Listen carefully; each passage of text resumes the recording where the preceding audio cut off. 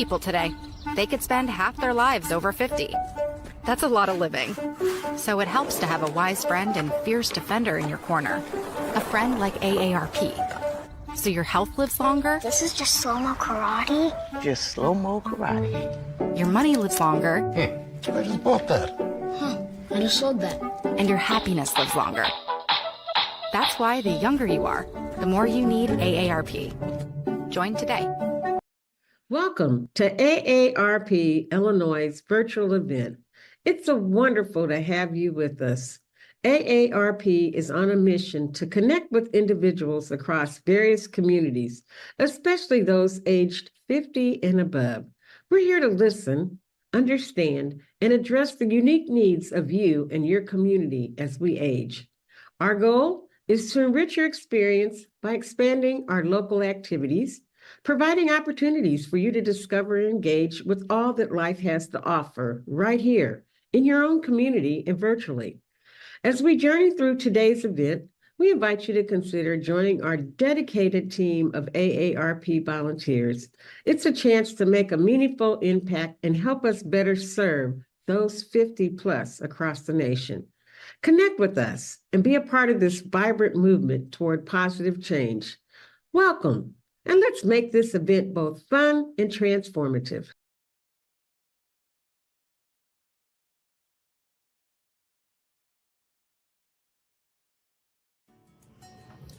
Hey there, AARP land. It is a holiday time. I am Chef Holly Rutherford coming to you today from Morton, Illinois, and we have got a couple of really great holiday recipes for you. Something a little different, but still familiar as well. Something that'll be fun for your parties, to share with your family. The first one we are going to make some cheddar spritz crackers. And then we are going to make some hot cocoa bombs. I absolutely love making those. My daughter loves them. I love giving them as gifts, as stocking stuffers. They're fantastic. So the first one we are going to start off with today is our cheddar spritz crackers. Now, when I was growing up, my mom always made spritz cookies, but they were sweet. But you can use the same concept and make them savory, and ta-da, you have homemade crackers. I know I always love something that I can just kind of nibble on while I am getting everything ready for the holidays, okay? So we're gonna start off here. I've got a stick of butter, about 4 ounces of butter, softened. This is about room temperature. And we are gonna do this in our food processor today. That is gonna go in there. In you go, butter. And then I have a cup of all-purpose flour. In that goes. And a cup of shredded cheddar.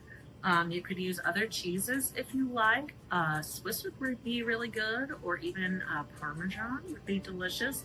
But I'm just going with cheddar. That goes in. Now we're going to add some fun spices and seasonings to give these lots of flavor. First, we got to do a little bit of baking powder. This helps these guys get nice and fluffy. It helps them crisp up in the oven. We don't need a whole lot. We are going to do about a teaspoon of baking powder.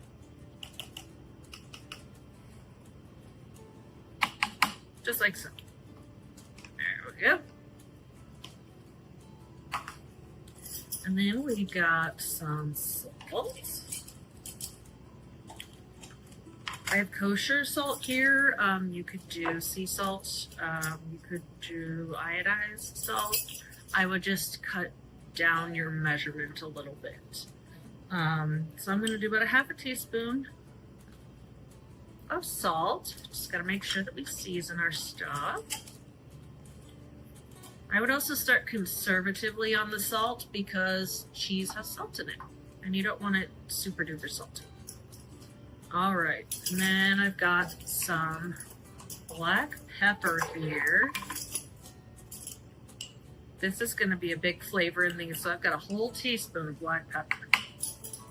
I really just love how that goes with the cheddar. Alrighty, a few other things here. I have some cayenne pepper. I'm just gonna do a little bit of that just for like a tiny bit of heat. I just have 1/8 of a teaspoon, not very much at all.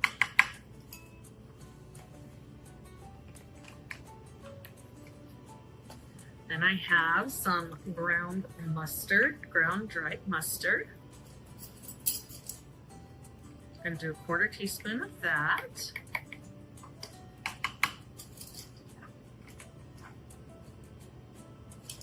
Some smoked paprika. This is one of my favorite spices to use. It's so good.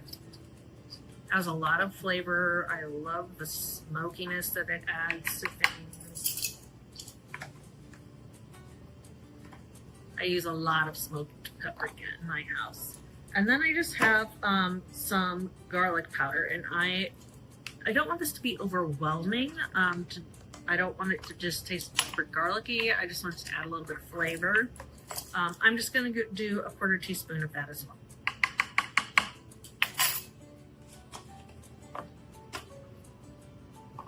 Okay, we got all of our seasonings in there, our butter, our cheese, our flour. So we're gonna get this lid to our food processor on. Now this is gonna be a very stiff dough. That's what we want. Think shortbread. That's kind of what it is if you think about it. It's just a savory shortbread. So we got our lid on here. It's gonna get real noisy for a minute, so I'm gonna give this a few pulses just to see how it starts coming together, okay?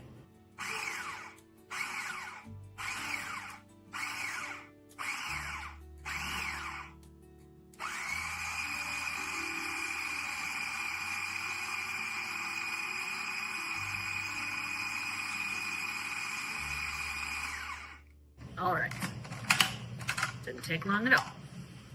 Okay, so we can see the mixture is kind of crumbly. That's kind of what we want. If it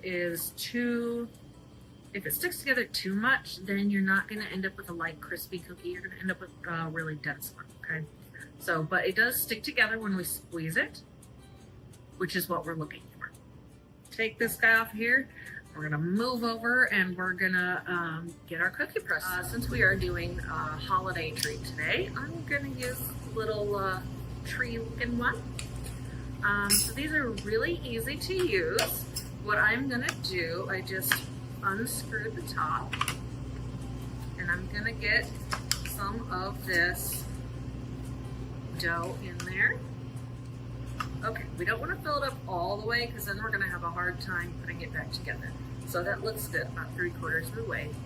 And then we're just going to screw this back together.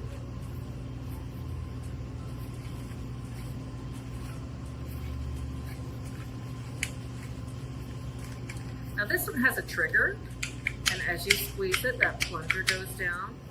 Okay, if you are having trouble getting your dough to come out of your cookie press, adding just a little bit of water makes a big difference. I did end up off camera adding maybe about a tablespoon of water. It just makes it a little bit easier on your cookie press. Now to bake these, I have got a couple of baking pans in the freezer. Now we're not going to grease these. We're not going to put any parchment. The cold pan will help the dough stick to the pan because we're kind of counting on that. Now it will release after it bakes. Don't worry. Okay, so once we get our dough the correct consistency, we added a little bit more water here. We do want it to be nice and sticky, but it is still very thick because we need it to stick to the pan. So I got my little cookie gun set up here, and we just set the nozzle on the pan, which is nice and cold from the freezer. Give it a couple of squeezes. Nice thing is, if you get one that's all misshapen, just put the dough back in. Try again. All right, got a whole tray squeezed out here. Some are a little prettier than others. That's okay. They'll still taste good. We're gonna get these in the oven, and then we are going to move on to our next project.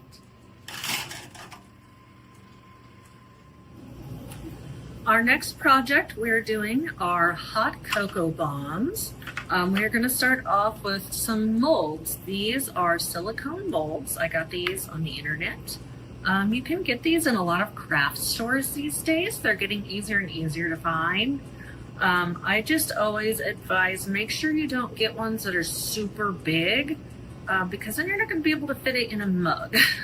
That's going to be a little tricky. These ones are probably about 1.5 inches across, and this seems to be just a great size. So what I have here, I have some melting chocolate, or you can use like almond bark. This one is just like a Ghirardelli. I like the dark chocolate. I feel like it sets up better than the milk chocolate. It gets that nice snap better. And then I just have a silicone pastry brush, and I am just covering the insides of these little half spheres here. You kind of see I just brushed it around in there. Doesn't gotta be pretty because the mold on the outside will make it pretty. This is the part that's gonna be inside. You just wanna make sure that you are getting good coverage, not leaving any holes or anything like that. I've heard some people using just like melted chocolate chips with a little bit of coconut oil. I have not personally tried that, but give it a shot. I've also done these with white chocolate. Those are good as well. You can do a lot of different things with these. You can add different flavors to them. You can decorate them up with sprinkles and whatnot. My daughter's favorite are the mint ones. So we're gonna do some mint ones today.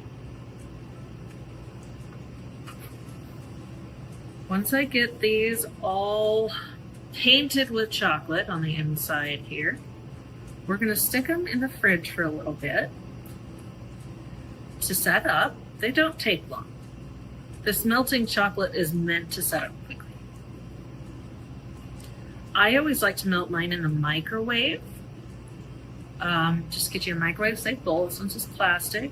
Use glass too.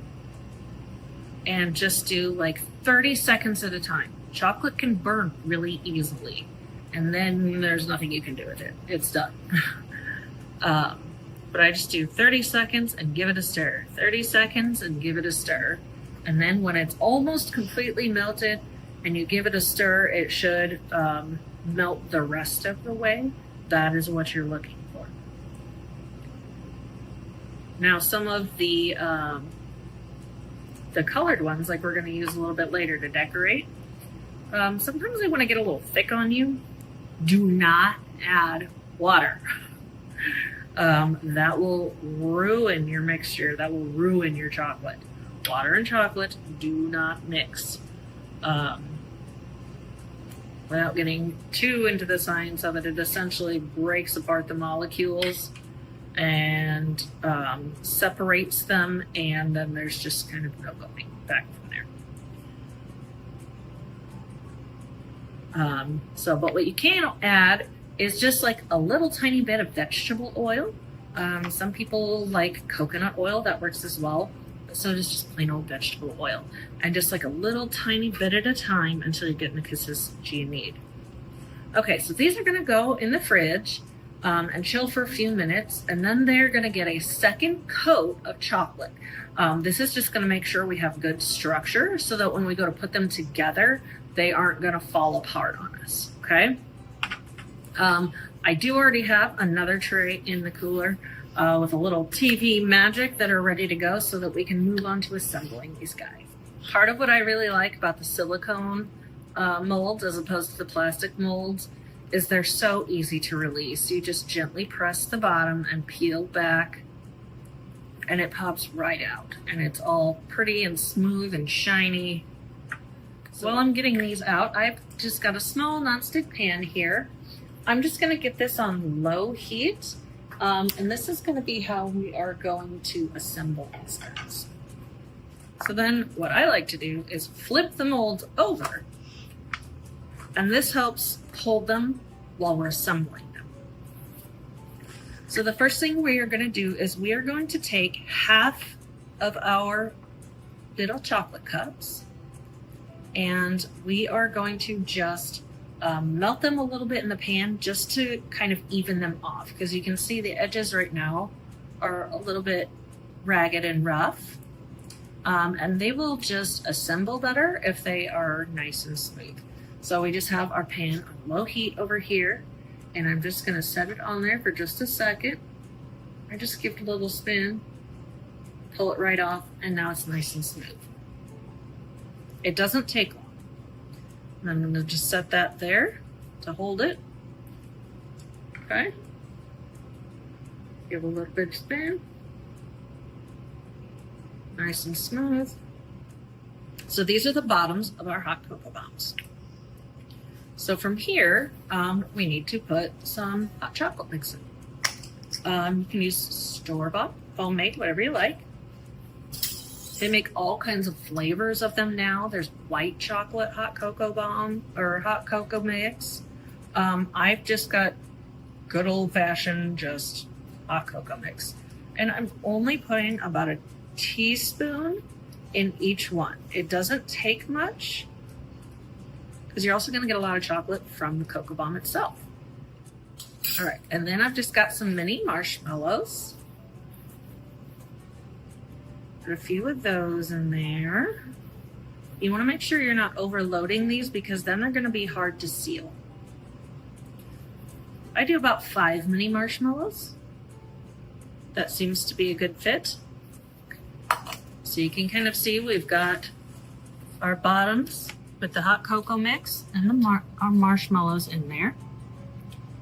Now we are going to get the tops on these. And we're going to do just like we did with the bottom, okay?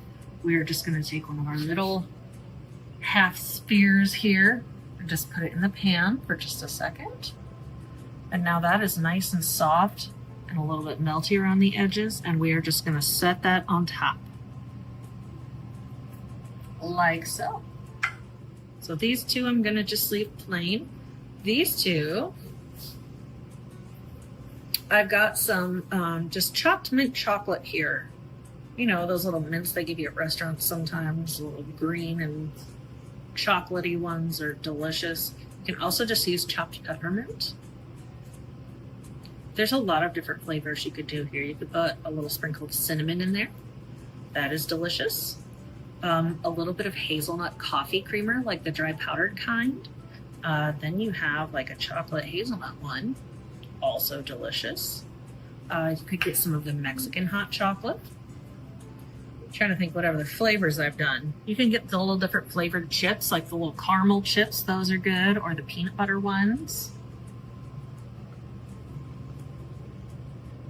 Just get that a little melt and just set it on top, and that melted chocolate is gonna hold it together. So those are together. They are very fragile, so just be careful, okay? So now we are gonna just decorate these guys a little bit. You can do a lot of different things. You can drizzle different colors. You can do sprinkles. I'm going to show you how to make one that looks like an ornament. It's really cute. So let's see here. Sometimes I just take some of the regular chocolate and just give it a little drizzle. And then that's just going to kind of act like glue for my sprinkles. And I've just got some little Christmas red, white, and green sprinkles here. Now, if you have like crushed peppermint, you could put some of that on the outside. If you're doing a hazelnut one, you could do some chopped hazelnuts. Also delicious. Here I have some just little melting wafers. You can get these in every color under the sun. I just have some red today. You can get whatever color you like. I am wanting this just a little bit thinner. So that it will drizzle nicely. So I'm just going to take my vegetable oil And just a few drops. Like it doesn't take much at all. And then just mix that in.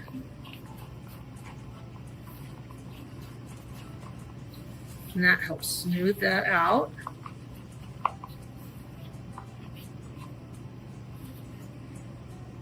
And give it that nice texture that we're looking for. There we go. That'll be perfect for drizzling. And that was just like 4 drops of vegetable oil. So we'll drizzle this one with the red. Very pretty. Some more sprinkles. Cute.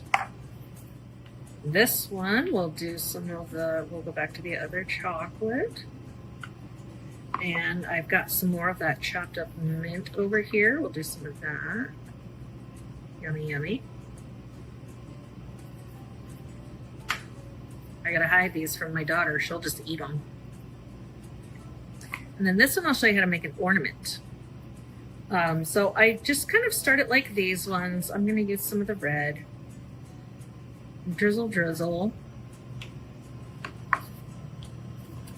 And I'll do some of the sprinkles.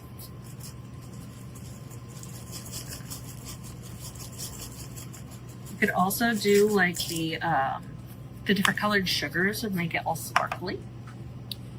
And then we're just gonna give this a little turn.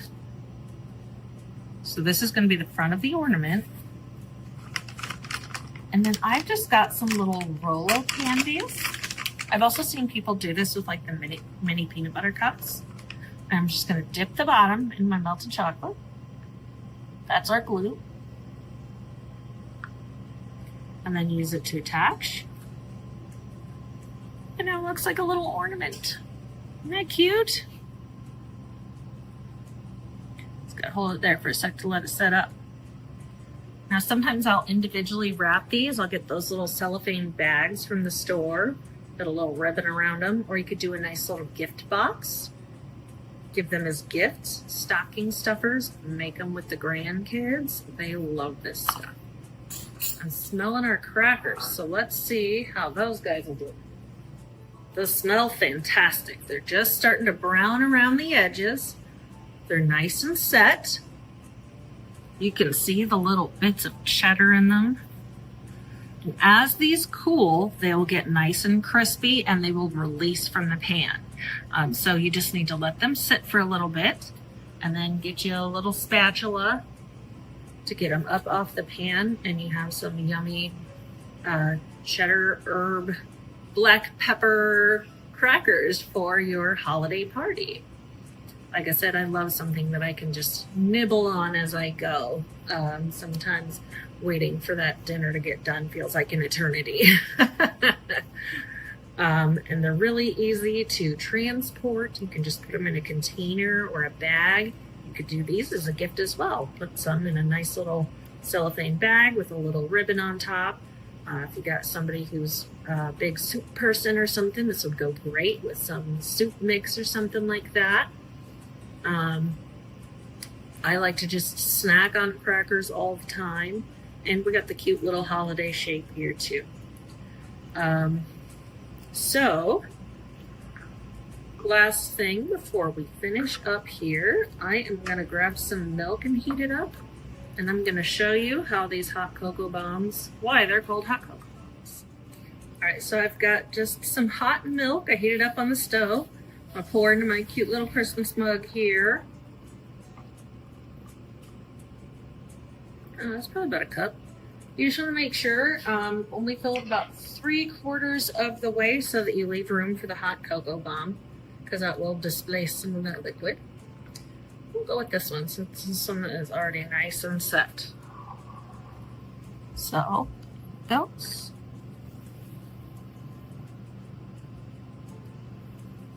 There it goes. That's why it's called a hot cocoa bomb. Kind of explodes and the hot cocoa comes out. Give it a stir. Look at that. Delicious cup of hot cocoa. Add a few more marshmallows. Perfect. I hope you enjoyed these recipes today. Something a little fun and different for the holidays, whether you're taking these to a party or if you're making them for gifts. They're nice and festive, but also pretty simple as well. So thank you for tuning in.